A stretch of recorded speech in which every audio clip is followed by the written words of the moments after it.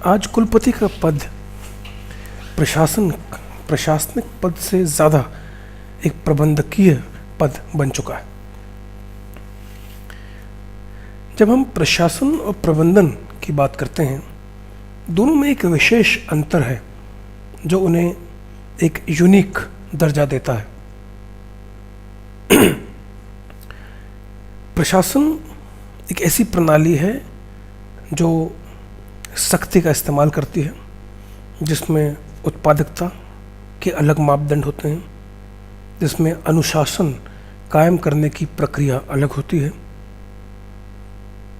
जबकि प्रबंधन एक लचीली प्रक्रिया है जिसमें व्यवस्था के अनुरूप व्यक्ति अपनी कार्यशैली का इस्तेमाल करता है।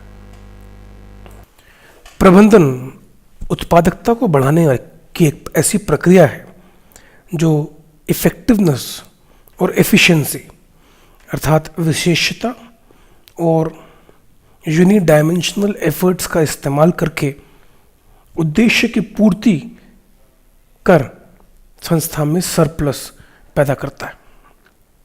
अर्थात प्रबंधन का मुख्य उद्देश्य सरप्लस यानी ऐसा पैसा जुटाना है जो मुसीबत के समय में संस्था के हित के लिए इस्तेमाल किया जा सके। अर्थात एक प्रबंधक को अपनी टीम से इस प्रकार कार्य लेना होगा कि टीम उसकी शैली एवं टीम उसकी सोच पर पूरा विश्वास रखे एवं वही करे जैसा वह करना चाहता है। इसके विपरीत प्रशासन एवं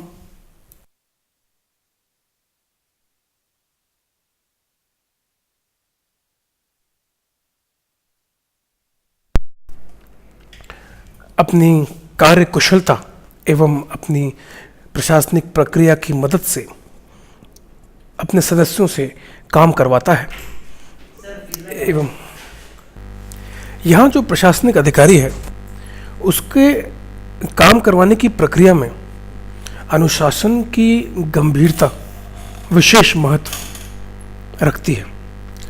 प्रशासनिक अधिकारी की गद्दी एवं उसकी कुर्सी उसके खुद के व्यक्तित्व से बड़ी होती है, जबकि एक प्रबंधक का व्यक्तित्व उसकी कुर्सी से बड़ा होता है। यही चीज़ इन दोनों में अंतर पैदा करती है। जब हम प्रोफेशनल्स की बात करते हैं जैसे कि डॉक्टर, शिक्षक, वकील, इन सारे व्यवसायों में क्रिएटिविटी एवं सृजनात्मकता की विशेष ज़रूरत है। अर्थात यहाँ प्रशासनिक प्रणाली का इस्तेमाल करें या प्रबंधकीय प्रणाली का इस्तेमाल करें, इस पर बात करना बहुत ज़रूरी है। जो प्रशासनिक प्रणाली है उसमें सृजनात्मकता मर जाती है, खत्म हो जाती है। प्रशासनिक प्रणाली का इस्तेमाल हम ऐसे कामों में कर सकते हैं जहां कार्य की प्रणाली एक निश्चित शेड्यूल के आधार पर तय होती है और जहां एक रूटीन फॉलो किया जाता है।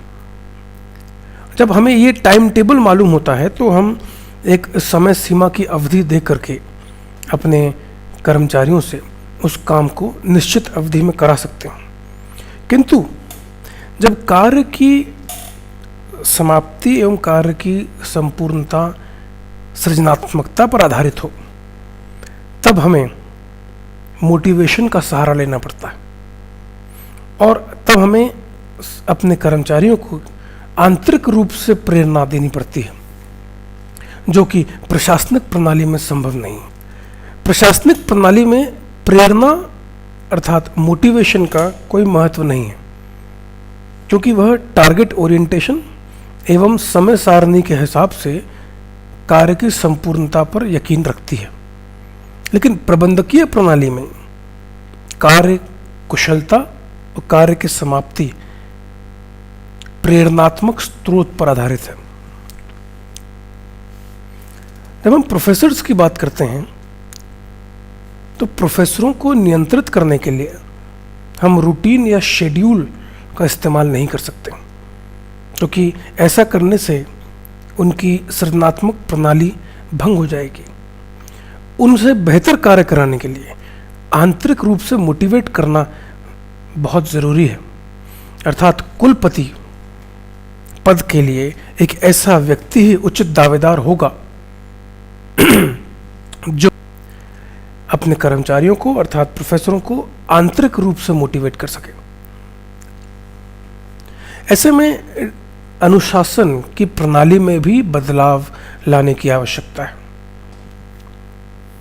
एक प्रशासनिक अधिकारी दंडात्मक शैली का इस्तेमाल करता है, जबकि एक प्रबंधकीय और एक प्रबंधक जो है वह सुधारवादी अनुशासनात्मक प्रणाली का इस्तेमाल करता है।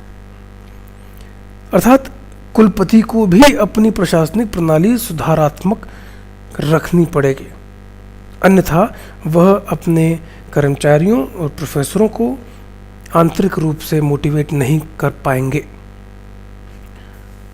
समस्या यह आ रही है कि कुलपति की गद्दी पर प्रोफेसर जैसे ही विराजमान होता है, वह यह भूल जाता है कि उसे प्रशासन करना है या प्रबंधन करना है। यदि वह प्रशासन की शुरुआत करता है तो वह अपनी नीतियों में तत्काल बदलाव लाता है और वह यह भूल जाता है कि जब वह प्रोफेसर था तब उसे प्रशासनिक प्रणाली से कितनी चिढ़ थी। यह जानने के बावजूद भी वह प्रशासनिक प्रणाली का इस्तेमाल करता है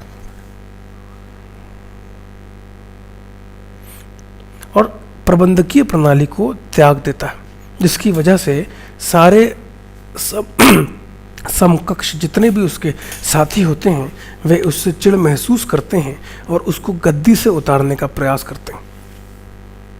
एक और महत्वपूर्ण अंतर प्रशासनिक और प्रबंधकीय प्रणाली में है, जो अंतर ईर्ष्या के माध्यम से स्पष्ट किया जा सकता है।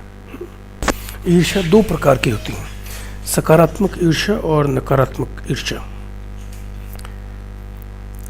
और दोनों प्रकार की ईर्ष्याएं दो अलग अलग व्यवस्थाओं में पाई जाती हैं।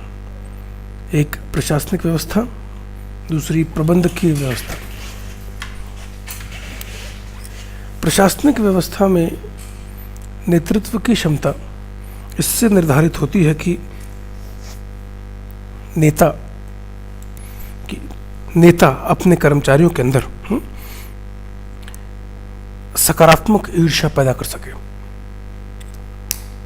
अर्थात सकारात्मक ईर्ष्या का मतलब यह होता है कि कर्मचारी आगे बढ़ना चाहते हैं और बेहतर से बेहतर काम देना चाहते हैं और उनके समकक्ष जो उनके साथी हैं वे भले उनके जैसा अच्छा कर सकें या ना कर सकें, इससे उनको कुछ लेना देना नहीं होता। किंतु प्रशासनिक व्यवस्था में नकारात्मक ईर्ष्या होती है, अर्थात कर्मचारी ऐसी व्यवस्था में बेहतर प्रस्तुतिकरण देना चाहता है, लेकिन वह बेहतर तभी अपने आप को समझता है जब उसका समकक्ष अन्य कर्मचारी खराब प्रदर्शन करते हैं। अर्थात उसकी उन्नति में, दूसरों की अवनति में उसको अपनी उन्नति नजर आती है। एक और चीज़ जो बहुत महत्वपूर्ण है प्रशासनिक प्रणाली के लिए, वह है उत्पादकता। उत्पादकता के प्रति दृष्टिकोण भी प्रशासनिक एवं प्रबंधकीय व्यवस्था में अलग अलग होते हैं। एक प्रशासनिक अधिकारी के लिए अधिक या कम उत्पादन करने वाले कर्मचारी में कोई अंतर नहीं होता। उसके लिए अच्छा कर्मचारी वह होता है जो अनुशासन का पालन करता है एवं जो प्रशासनिक अधिकारी को सर्वदा नतमस्तक होकर के सम्मान करता है एवं उसके प्रति पूरी निष्ठा रखता है। उत्पादकता से इसका कुछ लेना देना नहीं होता, किंतु एक प्रबंधक के लिए बहुत ज़रूरी होता है कि वह ऐसे कर्मचारियों को ज़्यादा पसंद करते हैं जिनकी उत्पादकता अधिक होती है। फिर यदि वह कर्मचारी में अनुशासन की मात्रा कम भी क्यों ना हो, फिर यदि उस कर्मचारी में छुट्टी लेने की प्रवृत्ति ज़्यादा भी क्यों ना हो, किंतु उत्पादकता ज़्यादा है। एक प्रबंधक जिन कर्मचारियों को ज़्यादा पसंद करता है, उन कर्मचारियों में उत्पादकता का मानक ज़्यादा होना चाहिए। अर्थात इन सारी चीज़ों को ध्यान में रखते हुए यदि श्रेष्ठ प्रणाली का चयन किया जाए तो वह प्रबंधन ही होगा। दुर्भाग्यवश भारत के लिए प्रशासन को ज़्यादा महत्व दिया जाता है एवं प्रशासनिक अधिकारियों का सम्मान अधिक होता है और प्रबंधक को एक निम्न दृष्टि से देखा जाता है। जबकि आज भारत की जो आर्थिक व्यवस्था है उसको मजबूत बनाने के पीछे विशेष योगदान प्रबंधकों का ही है। अगले दशक में प्रबंधक ही इस देश की कोई नई दिशा प्रदान करेंगे एवं वही देश का मार्ग प्रशस्त करेंगे।